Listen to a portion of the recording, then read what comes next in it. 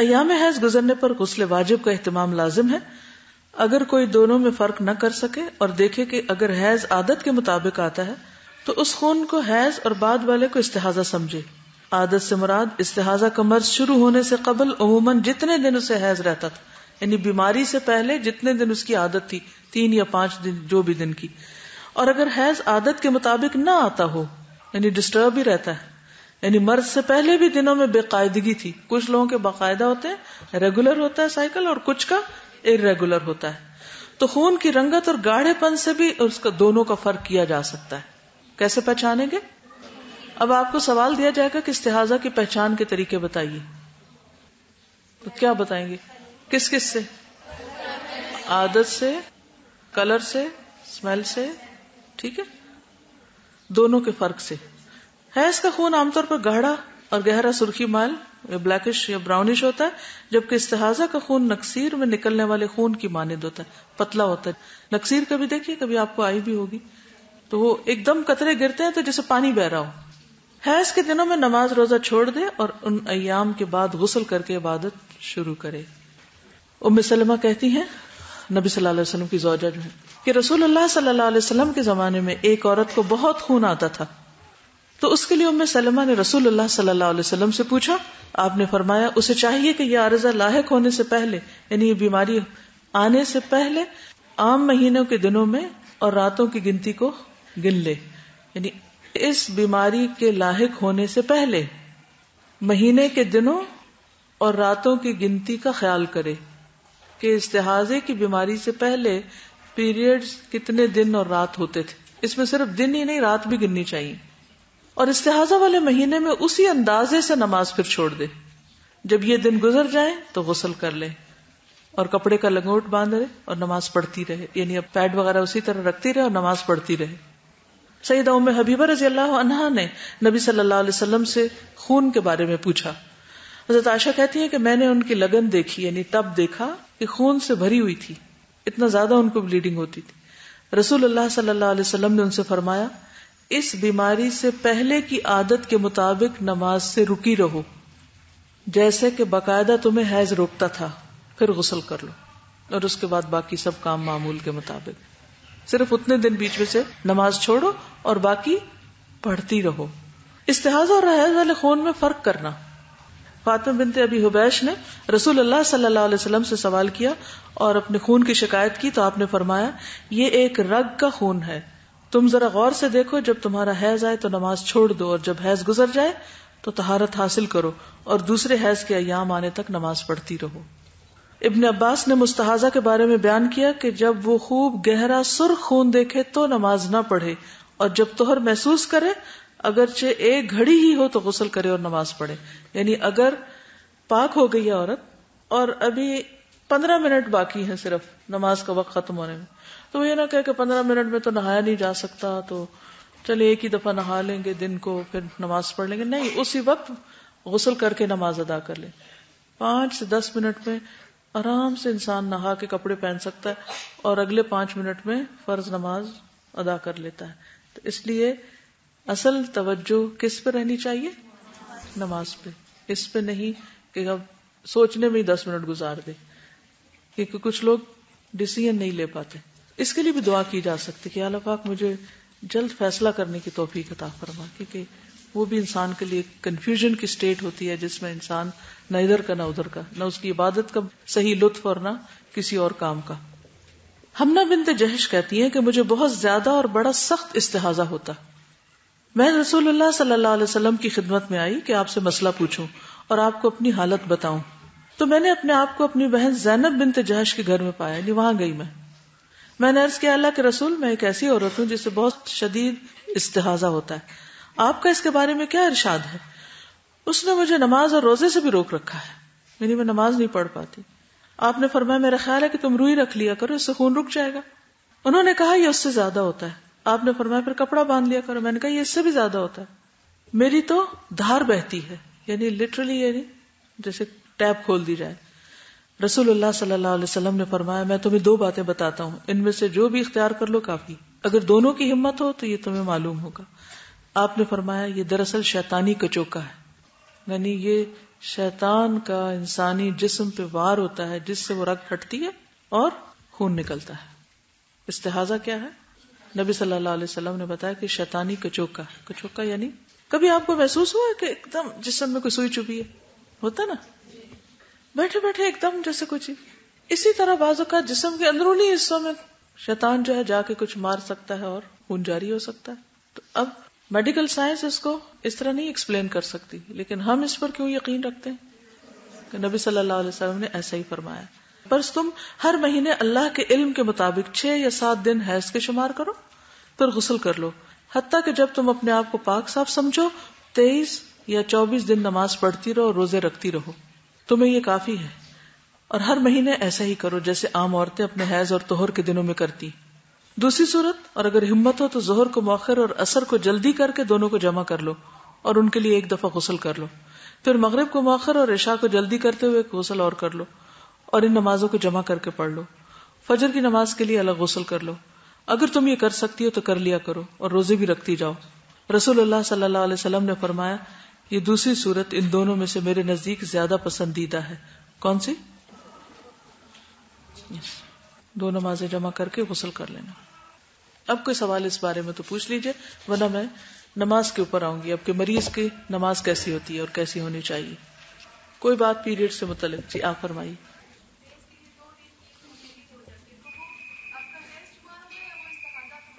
اگر تو وہ پیریڈز کے قریب ہے تو حیض ہی شمار ہوگا کہ ارلی پیریڈز ہو گئے، لیکن اگر وہ مڈل آف نو ویئر تو وہ پھر شیطانی کچوکا ہو سکتا ہے. یعنی بعض اوقات ہوتا ہے نا کہ آپ کی ڈیٹ ہے مثلاً فکس ہے، بس اسی دن ہوتے، کسی دفعہ 1-2 دن پہلے ہو گئے تو وہ پیریڈز ہی شمار ہوں گے کیونکہ وہ ساتھ ہی ہے اس کے. یا بعض اوقات 1 مہینے میں 5 پہ ختم نہیں ہوئے، 6 پہ جا کے ہوئے تو کوئی بات نہیں، وہ کسی فوڈ وغیرہ یا موسم کے چینج سے آپ کا 1 دن اوپر بڑھ گیا، اس کو آپ حیض ہی شمار کریں گے. لیکن اگر آپ پیریڈز کے دنوں کے بالکل علاوہ کہیں ایسے ہی بیچ میں شروع ہو گیا کچھ تو وہ پھر آپ کا استحاضہ شمار ہوگا.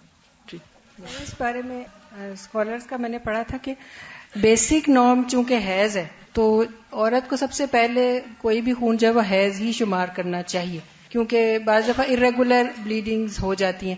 جیسے شروع ہوتے ہیں پیریڈز تو بچیوں کو 15 دن بعد دوبارہ پیریڈز ہو جاتے ہیں، تو وہ پیریڈز ہی ہوں گے الا یہ کہ استحاضہ اسٹیبلش ہو جائے، کیونکہ استحاضہ جو ہے نا وہ کنٹینیوس ہوتا ہے اور اس میں مہینے میں تقریباً سارا مہینہ ہی عورت پاک نہیں ایک طرح سے ہوتی اور فیو ڈیز کے علاوہ.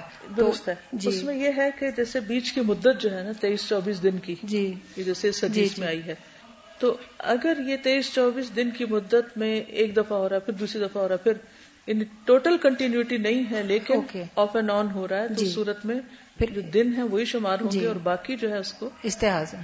کیونکہ بعض اوقات بعض لوگوں کو ایسی تھوڑی سی اسپاٹنگ کسی وقت ہو جاتی ہے، پیریڈز نہیں ہوتے، پھر جو اصل دن آتا ہے اس وقت ہی پیریڈز ہوتے ہیں. جی ٹھیک ہے. اس صورت میں جی مجھے یہ پوچھنا تھا کہ آپ نے جیسے بھی بتایا کہ اگر پیریڈز ختم ہو جائیں، اگر 5 منٹ بھی ہوں تو نماز پڑھ لیں جیسے آپ کو پتا چلے کہ آپ کی پیریڈز ختم ہو گئے. سم ٹائم ایسا ہوتا ہے کہ آپ بالکل صاف ہوتے ہیں اور آپ کو 2-3 گھنٹے تک کچھ بھی نہیں ہوتا اور لگتا ہے ایسی ہے کہ آپ پاک ہو گئے ہو، اور 3-4 گھنٹے کے بعد جو ہے آپ کو ہلکی پھلکی اسپاٹنگ ہو جاتی ہے، تو پھر اس میں کیا کرنا چاہیے؟ ویٹ کرنا چاہیے؟ اس کو اگنور کر دینا چاہیے. تھوڑی بہت اسپاٹنگ اگر ایسے ہی کچھ ہلکا پھلکا نظر آ گیا، اگر عادت کے مطابق ٹائم ختم ہو گیا ہے تو آپ نماز پڑھ لیں.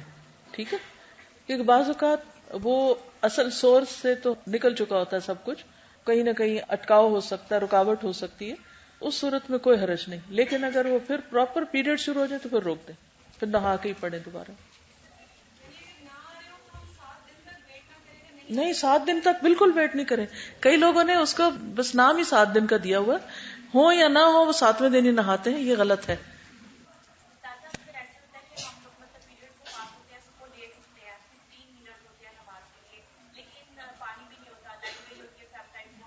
جی بالکل صحیح کہہ رہی ہیں، بہت اچھا سوال کیا انہوں نے کہ بعض اوقات ہمیں نہانے کی ضرورت ہوتی ہے اور مثلا فجر کا وقت ہی ہے، نہانے کی ضرورت ہے، موٹر چلاتے ہیں بجلی نہیں ہے، تیمم کر لیں لیکن نماز ادا کریں وقت کے اندر. ان الصلاۃ کانت علی المؤمنین کتابا موقوتا. جی استاذہ، حج اور عمرے پہ جب جاتی ہیں خواتین تو وہ اکثر فارمولیٹ این لے لیتی ہیں، ہارمونز ہوتے ہیں. دوائی اس مقصد کے لیے تو نہیں بنی کہ وہ خواتین جب جائیں تو ان کے پیریڈز روکا جائے. تو وہاں جب حج عمرے میں بھاگ دوڑ ہوتی ہے نا تو ضرور اسپاٹنگ شروع ہو جاتی ہے. جی ایگزرشن سے. تو وہ اس وقت یہ بہت مجھے سوال آتا ہے کہ وہ پھر جو ہے اس کو نفاس میں لیا جائے کہ حیض میں لیا جائے. وہ روکا ہوا کیا تھا؟ حیض تھا. روکے تو وہ حیض ہی ہے. اور دوسرا استاذہ نفاس میں وہ جو چھلا جو ہوتا ہے اس تک عورتیں نماز جو ہے اس کا بھی تھوڑا بتا. بہت اچھا سوال کیا انہوں نے. نفاس میں بعض اوقات 40 days اس کی حد ہے اور بعض اوقات 40 days پر پیریڈ شروع ہو جاتے ہیں تو پھر 40 سے 45 بھی ہو سکتے ہیں. ورنہ اگر 40 کے اندر سپاٹنگ ہو رہی ہے تو آپ نماز نہیں پڑھیں گے. ہاں اگر کچھ بھی نہیں ہو رہا تو 40 کا انتظار نہیں کریں گے, نہا کے چاہے ایک ہی دن ہو. کچھ لوگوں کی ولادت اس میں کوئی پیریڈز نہیں ہوتے, وہ بالکل صاف ہو جاتے ہیں فوراً ہی, تو وہ ساتھ ہی نماز شروع کر دیں گے. ٹھیک ٹھیک ہے, وہ پیریڈز ہی شمار ہوں گے انٹل کہ بالکل وائٹ ہو جائے. ٹھیک ہے, اٹس اے گڈ کوشچن. بازو کا 3 دن تو پراپر بلیڈنگ ہوتی ہے, چوتھے دن تھوڑی تھوڑی رک کے ہوتی ہے, 5ویں دن یلوش ڈسچارج ہو رہا ہوتا ہے. تو وہ پیریڈز ہی کی کنٹینیویشن ہے. جب تک وائٹ ڈسچارج نہ ہو نماز نہیں شروع کرتے. سارے ذکر اذکار کر سکتے ہیں, جو قرآن آپ کے سینے میں وہ آپ پڑھ سکتے ہیں, سیکھنے کے لیے بھی پڑھ سکتے ہیں, لیکن باقاعدہ عبادت کی غرض سے تلاوت نہیں. میں یہ وثوق سے کہتی ہوں کہ دیکھیں صفائی نصف ایمان ہے. ٹھیک ہے, اگر اپنے آپ کو صاف رکھیں تو میں تجربے کی بنا پہ کہتی ہوں کبھی آپ کو لکوریا نہیں ہوگا. اس میں یہ ہے کہ آپ پانی زیادہ انٹیک کریں, اور نمبر 2 جب آپ اپنے کو واش کریں تو فرنٹ پارٹ کو پہلے دھوئیں اور بیک کو زیادہ دھوئیں. اور جب آپ فرنٹ اور بیک کو ملا کے دھو دیتے تو فنگس انفیکشن ہو جاتا ہے. اگر آپ اس پہ انشاءاللہ عمل کریں گے تو کبھی بھی لکوریا کا پرابلم نہیں ہوگا, کہ پانی زیادہ لیں گے اور دوسرا اپنے کو صاف رکھیں گے, اور کوشش کریں اپنے کو ڈرائی بھی کریں. اور دوسری بات یہ ہے کہ بعض لوگ صابن کا استعمال نہیں کرتے یا کوئی لیکوڈ وغیرہ نہیں استعمال کرتے. یعنی آپ دیکھیں کہ ایک نجس چیز کو آپ دھو رہے ہیں تو بہتر یہ ہے کہ آپ کوئی نہ کوئی چیز ایسی استعمال کریں کہ جس سے آپ پوری طرح صاف ہو جائیں. اسٹرک ہو جاتے ہیں, کوئی جلوس ہے یا ہڑتال ہو گئی ہے اور آپ ظہر سے اثر اور مغرب اور ایک دن کے اندر تو آپ فارغ ہو جائیں گے, لیکن نہیں پتا کہ کب تک, پھر کیا بغیر وضو کے نماز پڑھیں گے یا گھر جا کے ویٹ کریں گے اور جمع کریں گے, اس کا کیا ہوگا؟ دیکھیے آپ گاڑی پر اگر بیٹھے ہیں تو گاڑی کا شیشہ کھولیں, باہر سے آپ لیں مٹی اور تیمم کریں. صحیح, وہ تو اگر تھوڑی دیر کے لیے بھی انسرٹینٹی ہے پانی کے نہ ملنے کی تو بھی وقت کے اوپر نماز نہیں چھوڑیں, آپ نماز پڑھ لیں, تیمم کر لیں وہاں پر, کہ جب پانی ہے ہی نہیں کہیں آس پاس اور اتر بھی نہیں سکتے. بعض ایسے ٹریفک بلاکس ہوتے ہیں کہ جس میں آپ نہ گاڑی کھولی چھوڑ سکتے ہیں, گاڑی ہو بھی تو آپ وہاں دروازے نہیں کھول سکتے. ہو سکتا ہے کہ پانی چند قدم دور بھی ہو لیکن کوئی آپ کے پاس لانے والا نہیں, آپ اتر کے جا نہیں سکتے. بچے کو بھیجیں اور اتنے میں ٹریفک کھل جائے, آپ سب کا راستہ روک دیں وہاں کہ وہ میرا پانی آ رہا ہے پھر میں چلوں گا, تو سب کے لیے اذیت کا باعث. تو ایسے موقع جو اضطراری کیفیت ہے اس میں انسان سوچ سمجھ کے تیمم کرے اور نماز پڑھ لے. آگے چلتے ہیں کیونکہ نماز جو ہے اس کی بہت زیادہ اہمیت ہے. تو آج ہم مریض کے لیے احکام عبادت میں مریض اور نماز کا باب پڑھیں گے. نماز فرض ہے ہر عاقل اور بالغ مسلمان مرد اور عورت پر, اس لیے مریض کے اوپر واجب ہے کہ حسب استطاعت نماز اپنے وقت پر پڑھے اور بلا وجہ نماز کو وقت سے مؤخر نہ کرے, لیٹ نہ کرے. قرآن مجید میں اللہ تعالیٰ فرماتے ہیں ان الصلاۃ کانت علی المؤمنین کتابا موقوتا, بے شک مومنوں پر نماز وقت کی پابندی کے ساتھ فرض کی گئی ہے.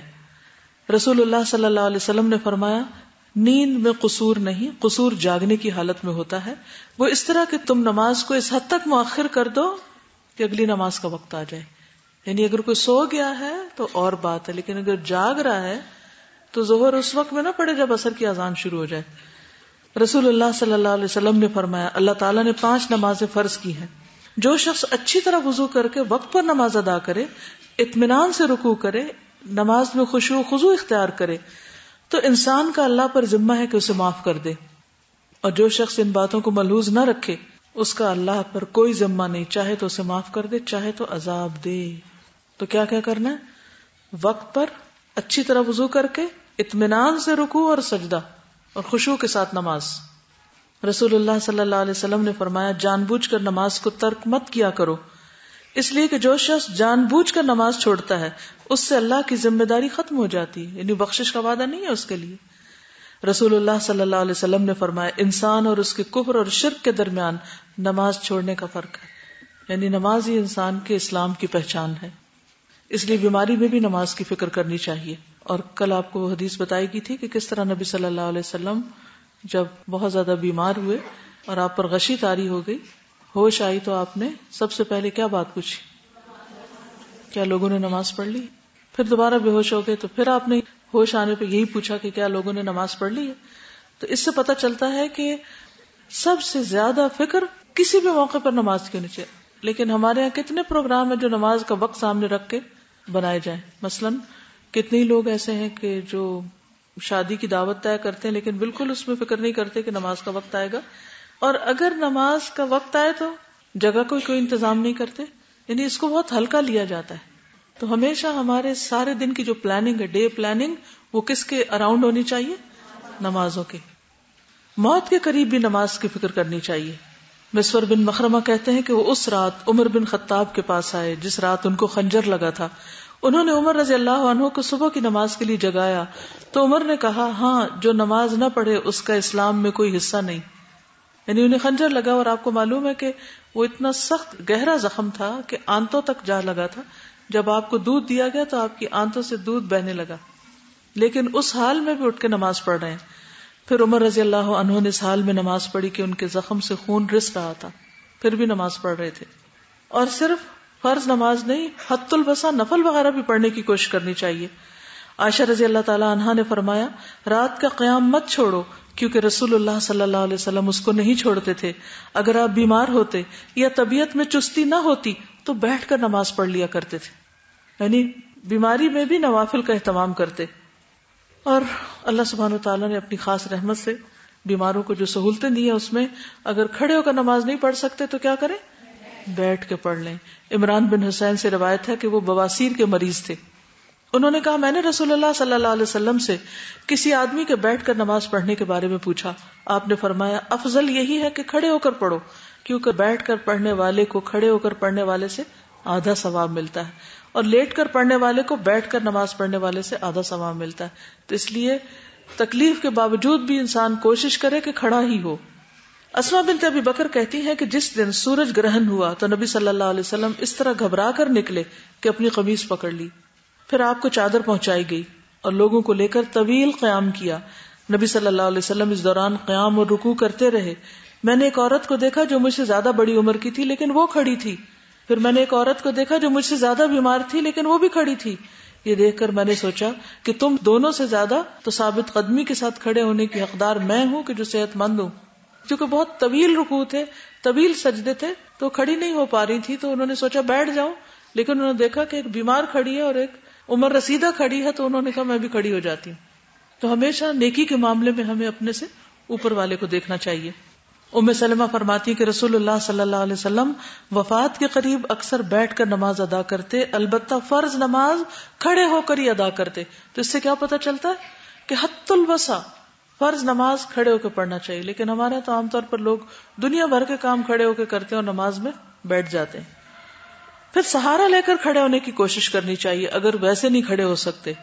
رسول اللہ صلی اللہ علیہ وسلم کی عمر مبارک جب زیادہ ہو گئی تو آپ ایک ستون سے ٹیک لگا کر رات کی نماز میں قیام فرماتے تھے، لیکن کھڑے رہتے. پھر بھی اگر نماز بیٹھ کر شروع کی لیکن دوران نماز میں کچھ کمی محسوس ہوئی تو باقی نماز کھڑے ہو کر پوری کی جا سکتی ہے. مثلا آپ اٹھ ہی نہیں پا رہے، پاؤں میں درد ہے، ٹانگ میں درد ہے، کوئی ایسی تکلیف ہے، تو آپ نے بیٹھ کے شروع کی، لیکن بیٹھ کے پھر آپ کو لگا کہ اب میرے جسم کی اکڑ دور ہو گئی ہے، اب میں کھڑا ہو سکتا ہوں، تو بیچ میں ہی اٹھ جائیے، کوئی حرج نہیں.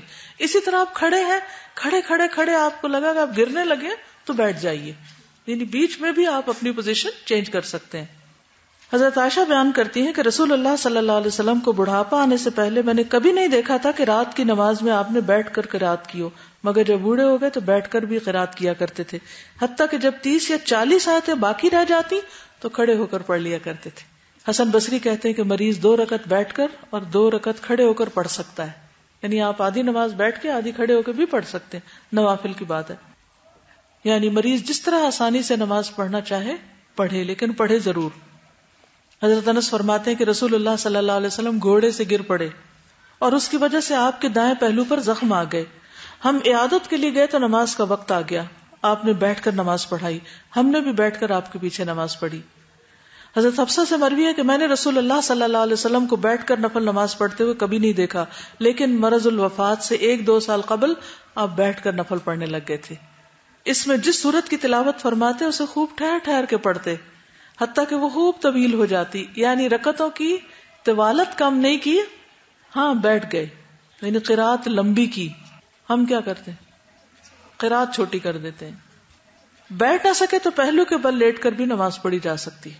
عمران بن حسین سے روایت ہے، مجھے بواسیر کی شکایت تھی، میں نے نبی صلی اللہ علیہ وسلم سے دریافت کیا میں نماز کیسے پڑھوں؟ فرمایا کھڑے ہو کے پڑھو، اگر اس کی طاقت نہیں تو بیٹھ کر، اگر اس کی بھی نہیں تو سائیڈ پر لیٹ کر. یعنی اگر مریض کو آپ سائیڈ پہ قبلہ رخ کر دیں تو وہ زیادہ بہتر ہے بنسبت بالکل آسمان کی طرف منہ کر کے نماز پڑھنے کی. لیکن اگر وہ سائیڈ نہیں بدل سکتا تو پھر سیدھے بھی ٹھیک ہے. بیٹھ کر نماز کیسے پڑھی جائے گی؟ ادھر کرسی پہ یا تشہد کی حالت میں نیچے. اگر سخت مجبوری ہے تو پھر جس طرح بھی سہولت ہو. رکوع کے لیے جس قدر ممکن ہو جھکنا چاہیے. اگر سجدہ زمین پہ نہ کر سکتے ہو تو رکوع کی نسبت سجدے کے لیے زیادہ جھکیں. ٹھیک ہے، کھڑے ہو کر پڑھیں، نہیں تو بیٹھیں گے کیسے؟ یا کرسی پہ یا زمین پہ. زمین پہ کیسے بیٹھیں گے؟ تشہد میں. اگر تشہد میں نہیں بیٹھ سکتے، مثلا گھٹنوں میں تکلیف ہے، ٹانگوں میں سوجن ہے، تو آپ کس طرح بیٹھ سکتے ہیں؟ دو زانوں بھی بیٹھ سکتے ہیں. اگر اس طرح بھی نہیں بیٹھ سکتے تو ایک ٹانگ آگے کو یا پیچھے کو بھی نکال سکتے ہیں. جیسے سہولت ہو پڑھ لے انسان، لیکن نماز پڑھے. پھر اسی طرح اگر ساری نماز بیٹھ کے پڑھ رہے ہیں تو رکوع کی نسبت سجدہ زیادہ جھک کے کرے اور طویل کر لے. یعنی دونوں میں فرق ہونا چاہیے. یہ نہیں کہ آپ رکوع کر رہے ہیں اور سجدہ بھی کر رہے ہیں اور آپ کو یہ پتہ ہی نہیں چل رہا کہ آپ نے کیا کیا، اور اپنے آپ سوچتے اچھا رکوع کیا تھا، کیونکہ آپ نے وہ دونوں میں فرق ہی نہیں کیا. تو دونوں کی ادائیگی میں فرق ہونا چاہیے. اگر بیٹھ کر نماز پڑھیں تو بیٹھ کے رکوع کر لیں. اگر رکوع اور سجدے کے لیے بھی نہیں جھک سکتے آپ تو کیا کریں؟ اگر آپ یوں نہیں کر سکتے، کمر میں تکلیف ہو گئی ہے، کئی لوگوں کا کمر کا آپریشن ہوتا ہے ریڑھ کی ہڈی کا، اب وہ ایسے ایسے نہیں کر سکتے، وہ کیا کریں؟ اشارہ کس سے؟ گردن سے، گردن کو کریں. لیکن اگر گردن پہ بھی کالر لگا ہوا ہے تو کیا کریں؟ آنکھوں سے. ٹھیک، الحمدللہ، ہاتھوں سے اور آنکھوں سے. لیکن جتنا ممکن ہو کھڑے ہو کے پڑھی جائے، کیونکہ قوموا للہ قانتین. سجدے کے لیے میز استعمال نہ کیا جائے. اکثر آپ دیکھیں موٹر وے پہ یا کہیں کسی مسجد میں بیٹھ کے پڑھنے والوں کے لیے چیئر جو رکھی ہوتی ہے اس کے آگے ٹیبل بھی بنا ہوتا ہے. وہ اتنی مشکل پڑتی ہے، نہ اس کے اندر بندہ گھس سکتا ہے، نہ اس کے علاوہ نیچے بیٹھ سکتا ہے کہیں. تو عام کانسیپٹ یہی ہے کہ ٹیبل پہ سجدہ کر لو یا کوئی چیز آگے رکھ کے اس پہ سجدہ کرو. نہیں، اشارے میں صرف اشارے سے ہی پڑھیں گے، کسی اور چیز کو رکھ کے سجدہ نہیں کریں گے. کوئی تکیہ یا گدا یا میز یا کوئی گتا کوئی چیز اور نہیں رکھیں گے. رسول اللہ صلی اللہ علیہ وسلم نے ایک مریض کی عیادت کی، آپ نے اسے تکیے پہ نماز پڑھتے دیکھا تو آپ نے تکیے کو پکڑا اور پھینک دیا. اس نے ایک لکڑی پکڑی کہ اس پر نماز پڑھے، آپ نے اسے بھی پکڑ کے پھینک دیا. فرمایا اگر استطاعت رکھتے ہو تو زمین پہ پڑھو، نہیں تو اشارہ کرو جیسے اشارہ کرتے ہیں، اور اپنے سجدوں میں رکوع سے زیادہ جھک جاؤ. تو یہ واضح حدیث ہے جس سے پتہ چلتا ہے کہ میز وغیرہ پہ سجدہ نہیں کیا جائے گا، کیونکہ بہت سے لوگوں کی تسلی نہیں ہوتی، وہ کہیں نہ کہ ماتھا ٹیکنا چاہتے ہیں. لیٹ کے نماز ادا کرنا. لیٹ کر نماز پڑھنے کی صورت میں قبلہ رخ ہونا اور دائیں پہلو پر لیٹنا افضل ہے، رائٹ سائڈ پہ. اگر یہ ممکن نہ ہو سکے تو جس طرف ممکن ہو اسی طرح منہ کر کے نماز ادا کی جائے گی اور یہ نماز درست ہوگی. عطا کہتے ہیں کہ اگر قبلہ رخ ہونے کی بھی طاقت نہ ہو تو جدھر رخ ہو ادھر ہی پڑھ لو. ایسا مریض جس کے ہوش و حواس قائم ہو مگر نماز کا کوئی بھی رکن ادا کرنے سے قاصر ہو تو دل ہی دل میں نماز کے ارکان کا تصور کر لے. یعنی آنکھیں بھی نہیں ہلا سکتا، دل میں ہی. وہ کون سا موقع ہو سکتا ہے کہ آنکھیں بھی نہ ہلا سکے انسان؟ جی، کاموں میں تو ہوش بھی نہیں ہوتی، لیکن اگر کچھ ہوش ہے، وہ سن رہا ہے باتیں اور اس کو پتہ چل رہا ہے نماز کا وقت ہو گیا. یعنی قومے میں ہونے کا مطلب یہ نہیں کہ دماغ بھی سو گیا. بعض اوقات مریض سن رہے ہوتے ہیں، تو اس صورت میں اگر وہ نہ ہل سکتا، نہ آنکھ ہلتی ہے، نہ کچھ بھی، اور غنودگی کسی کیفیت ہے، تو دل میں ہی پوری نماز پڑھ لے. ہاں، اور اگر منہ نہیں ہلتا، زبان نہیں ہلتی، تو بھی دل میں نماز پڑھ لے. بعض اوقات ایسا ہوتا ہے نا کہ انسان اتنا ویک ہوتا ہے کہ زبان بھی نہیں ہلا سکتا، تو دل میں پڑھے. اور اگر آنکھ کے اشارے سے پڑھ رہا ہے نا تو رکوع میں کم جھکائے آنکھ اور سجدے میں اور زیادہ جھکا لے، یعنی بند کر لے، آدھی بند کر لے رکوع میں اور زیادہ اس سے کر لے سجدے میں. اگر مریض بھول جائے یا بیچ میں سو جائے تو پھر کیا کرے؟ تو جب یاد آئے، جب جاگے تو نماز پڑھ لے. نبی صلی اللہ علیہ وسلم نے فرمایا جو شخص کسی نماز کے وقت سوتا رہ گیا یا نماز سے غافل ہو گیا تو جب یاد آئے نماز پڑھ لے. کیونکہ اللہ تعالیٰ فرماتے ہیں وَأَقِمِ الصَّلَاةَ لِذِكْرِي، میری یاد کے لیے نماز قائم کرو. یہ صرف مسائل نہیں آپ یاد کریں گے کہ دلائل بھی یاد کریں گے. اور آج آپ جا کے ذرا گھر والوں سے پوچھیں کون سی نماز کیسے پڑھیں گے، بیماری میں کیسے نماز پڑھتے ہیں. پھر اسی طرح اگر انسان بیماری کی وجہ سے سوتا رہ جائے، مثلا تہجد کی عادت تھی تو کیا کرے، دن کو پڑھ لے کسی وقت وہ نوافل. حضرت عائشہ فرماتی ہیں رسول اللہ صلی اللہ علیہ وسلم جب بھی کوئی نماز شروع کرتے تو اسے ہمیشہ پڑھتے. اگر آپ سے کسی دن نیند کے غلبے یا بیماری کی وجہ سے تہجد کی نماز چھوٹ جاتی تو آپ دن کے وقت 12 رکعتیں پڑھ لیتے. اگر بیمار کے لیے ہر نماز کو اس کے وقت پہ پڑھنا مشکل ہو تو ظہر، عصر اور مغرب، عشاء کو جمع کر سکتا ہے.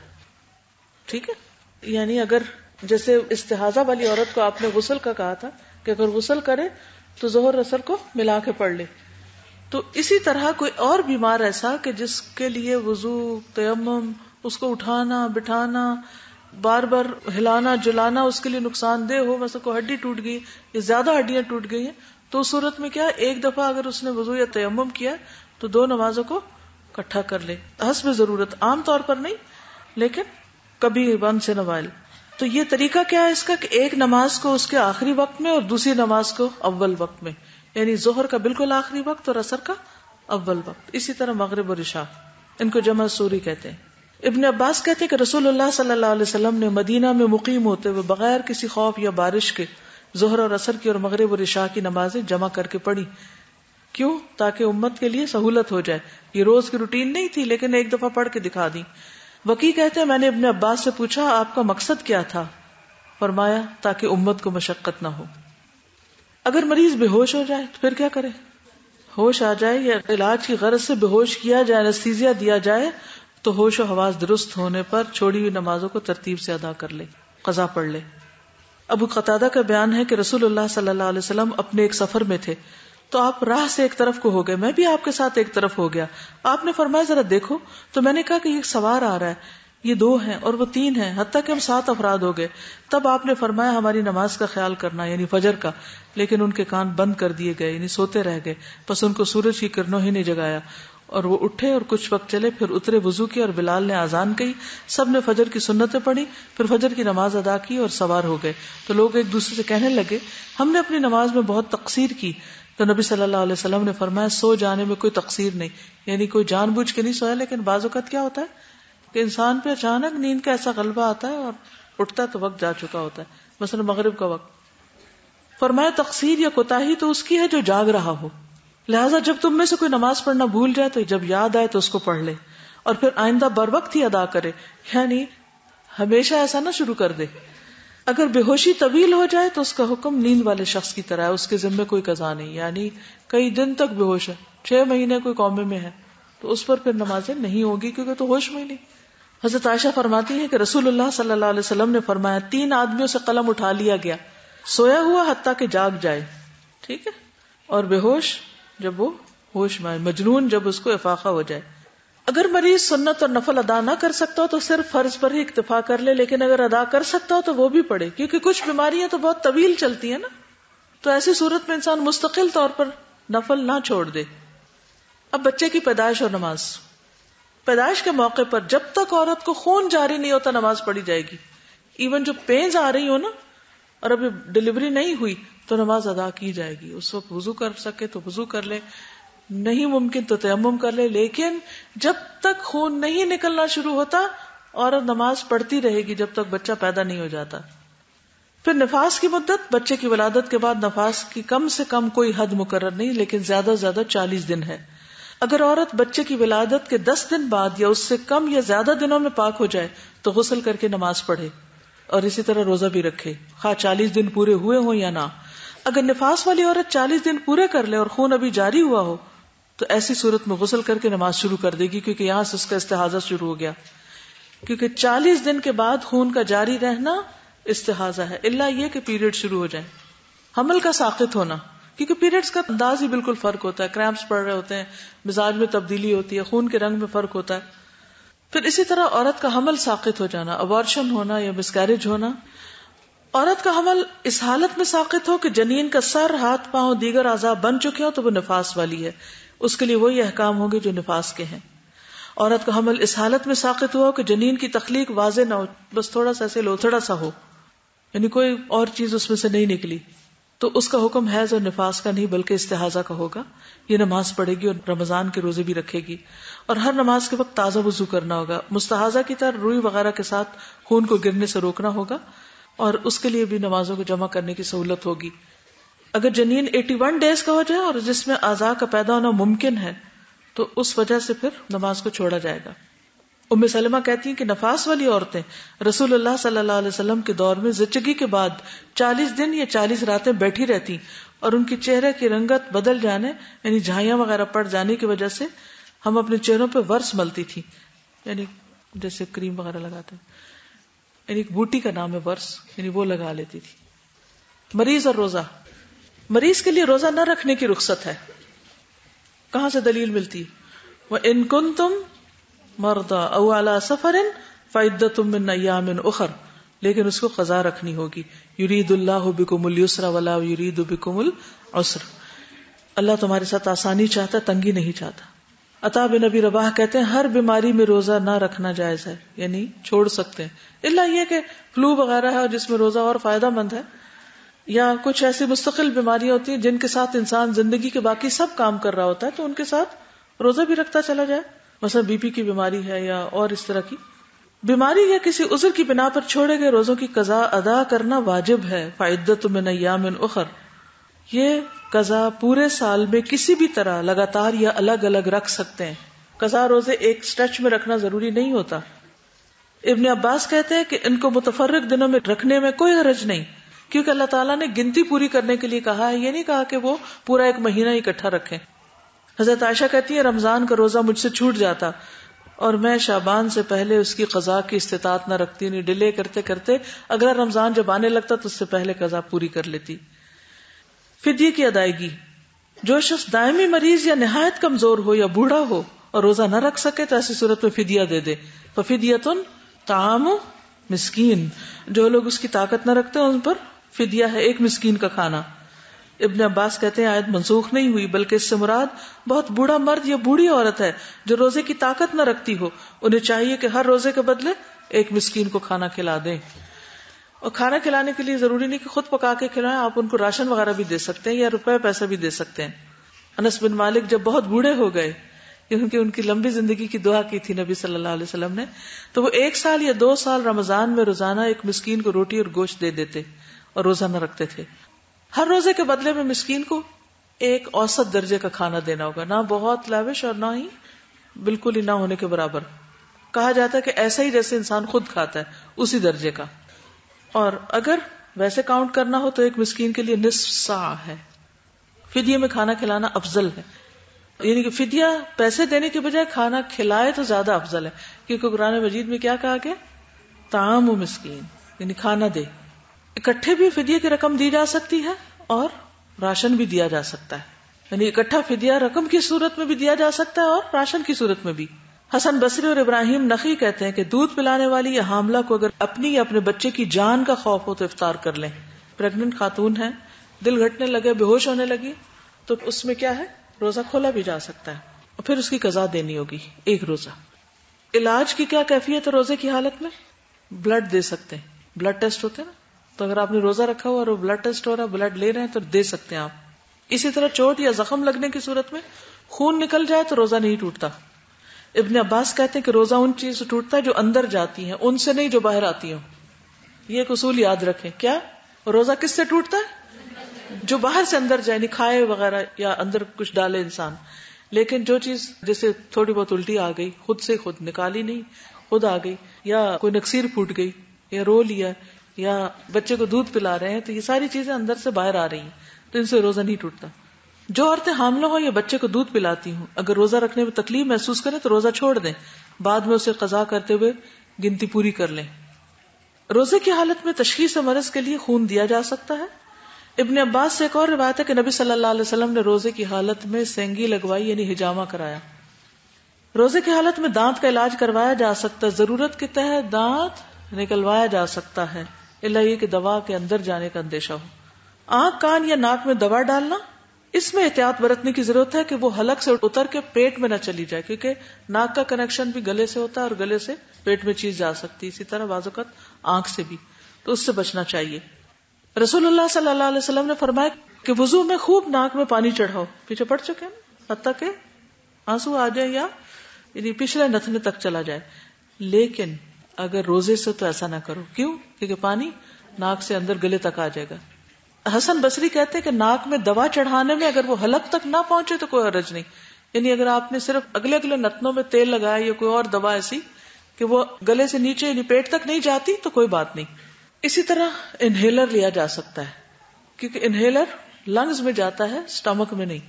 ٹھیک ہے، وہ کھانے کی چیز تو نہیں جو اندر جائے گی. یہ تو ایسے جیسے آپ بریتھ کر رہے ہو. پھر اسی طرح لیڈی ڈاکٹر سے اندرونی معائنہ کرانا، یہ کرا سکتے ہیں کہ نہیں؟ جیسے ایک عورت پریگننٹ ہے، اس نے روزہ رکھا ہوا ہے اور ڈاکٹر نے اس کو چیک کرنا ہے، کروا سکتے ہیں. جی، اس سے روزے پہ اثر نہیں ہوتا اور نہ ہی غسل کرنا ضروری ہوتا ہے. یہ سوال بہت کامن آتا ہے، کیا اس میں غسل کرنا چاہیے؟ لیڈی ڈاکٹر سے چیک کروا کے، یا کوئی وجائنا وغیرہ چیک کرے وہ. پھر شوگر کے مریضوں کے لیے احتیاط، اگر ان کو بیماری کے بڑھنے کا اندیشہ ہو تو روزہ چھوڑ سکتے ہیں، اگر طاقت ہو تو رکھ بھی سکتے ہیں. ہر ایک کا فرق ہوتا ہے مزاج. پھر کن چیزوں سے روزہ ٹوٹتا ہے؟ جان بوجھ کے قے کرنا. اگر خود آ رہی ہے تو پھر نہیں روزہ ٹوٹتا. نبی صلی اللہ علیہ وسلم نے فرمایا جس کسی کو قے آ جائے جبکہ وہ روزے سے ہو تو اس پر کوئی قضا نہیں، لیکن اگر وہ قصدن قے کرے تو قضا دے. ٹوٹ گیا روزہ اور اب دوبارہ ایک روزہ رکھنا ہوگا. حیض اور نفاس شروع ہو جائے چاہے دن کے کسی بھی وقت میں ہو، خواہ افطار میں چند لمحے ہی کیوں نہ ہو، روزہ چلا جائے گا.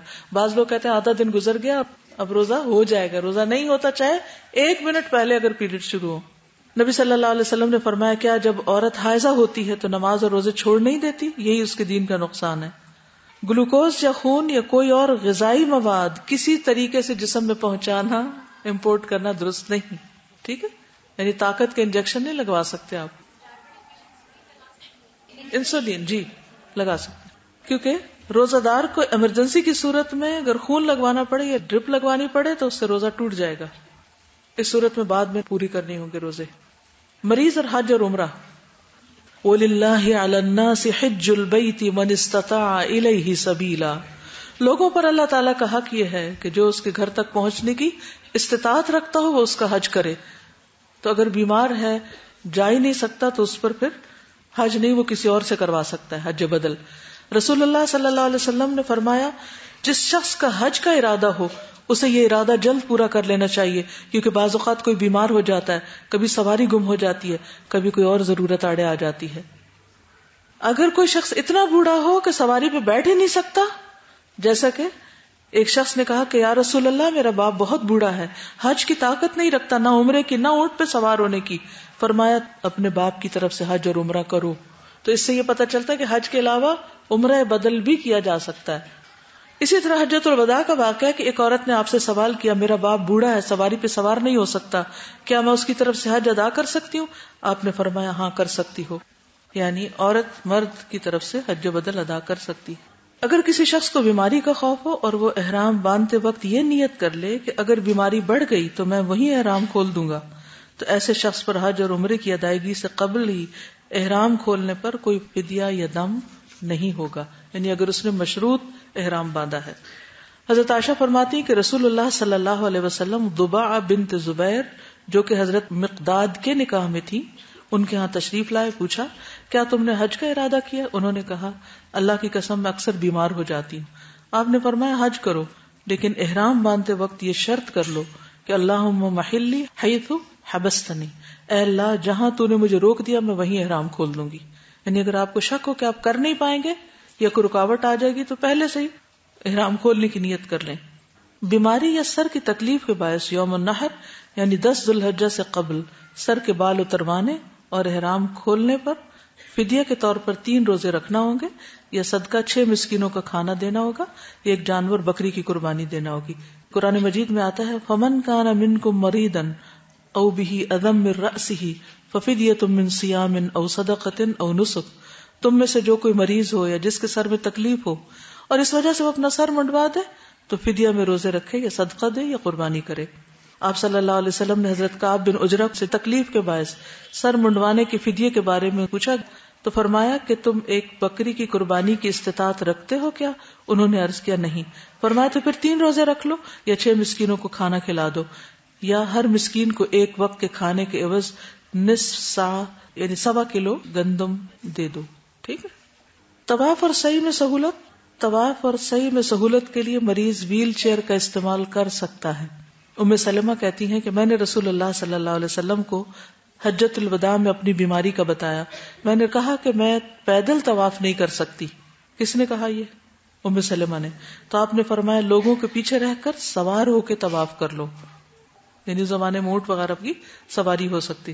جو شخص چلنے کے قابل ہو لیکن دوڑنے کے قابل نہیں تو سعی کے دوران سب ستونوں کے بیچ میں چل کے بھی سعی کر سکتا ہے. وقوف عرفات میں سہولت. عرفات میں وقوف کا وقت عام لوگوں کے لیے 9 ذی الحجہ کے دن زوال آفتاب سے لے کر غروب آفتاب تک یعنی سورج کے ڈھلنے سے لے کے مغرب تک کھڑے ہونا ہوتا ہے. لیکن اگر کوئی شخص بیماری یا انتہائی مجبوری کی وجہ سے اس دوران پورا وقت وہاں نہ ٹھہر سکے یعنی تھوڑی دیر بس کھڑا ہو جائے اور 10 ذی الحجہ کی طلوع فجر سے پہلے بھی عرفات میں پہنچ جائے تو اس کا حج ادا ہو جائے گا. لیکن وقوف مکمل نہ کر سکنے کی وجہ سے دم دینا ہوگا. رسول اللہ صلی اللہ علیہ وسلم نے فرمایا حج عرفات میں ٹھہرنے کا نام ہے. جو شخص مزدلفہ کی رات یعنی 9 اور 10 کی درمیانی رات طلوع فجر سے پہلے میدان عرفات میں پہنچ گیا اس کا حج ہو گیا. وقوف عرفات حج کے فرائض میں سے ہے. اگر یہ بالکل رہ جائے تو حج نہیں ہوتا. نہ فدیہ نہ دم کسی چیز سے تلافی نہیں. مزید سہولتیں. قیام مزدلفہ میں بیمار کمزور بچے اور بوڑھے آدھی رات کے بعد مینا روانہ ہو سکتے ہیں یعنی وہ ارلی رمی کر لیں. ابن عباس کہتے ہیں میں ان لوگوں میں سے تھا جنہیں نبی صلی اللہ علیہ وسلم نے اپنے گھر کے کمزور لوگوں کے ساتھ مزدلفہ کی رات ہی میں مینا بھیج دیا تھا. حضرت عائشہ سے مروی ہے کہ ام المومنین سودا رضی اللہ عنہا نے نبی صلی اللہ علیہ وسلم سے مزدلفہ کی رات عام لوگوں سے پہلے روانہ ہونے کی اجازت چاہی. آپ رضی اللہ عنہا بھاری بھرکم بدن کی عورت تھی تو آپ نے انہیں اجازت دے دی. یعنی وہ ویسے بیمار نہیں تھی لیکن موٹاپے کی وجہ سے عام لوگوں کے ساتھ چلنا مشکل تھا اس لیے آپ نے ان کو پہلے ہی اجازت دے دی سہولت کے لیے. اسی طرح رمی کی سہولت ہے. جو شخص چل نہیں سکتا جا نہیں سکتا رمی کر نہیں سکتا ویل چیئر پہ ہے تو کوئی دوسرا اس کی طرف سے نیابتاً رمی بھی کر سکتا ہے. مریض بچہ بوڑھا وغیرہ. مندرجہ ذیل صورتوں میں جانور قربان کرنا یعنی دم لازم آئے گا. نمبر 1 اگر حاجی بیماری کے باعث ایام تشریق کی راتیں منا میں نہ گزار سکے ہاسپٹل میں ہے مثلا اور وہ منا میں نہیں مکہ میں ہے اور وہ جا ہی نہیں سکا وہاں رہ ہی نہیں سکا تو وہ دم دے دے گا. رمی نہ کر سکے یا کوئی اور بھی اس کی طرف سے رمی نہ کرے رمی رہ گئی تو پھر اس صورت میں کیا کرے دم دے دے. وآخر دعوانا ان الحمدللہ رب العالمین. اللہ تعالی ہم سب کو ہر حال میں بہترین نماز کی توفیق عطا فرمائے. سبحانک اللہم وبحمدک اشہد ان لا الہ الا انت استغفرک واتوب الیک. السلام علیکم ورحمۃ اللہ وبرکاتہ.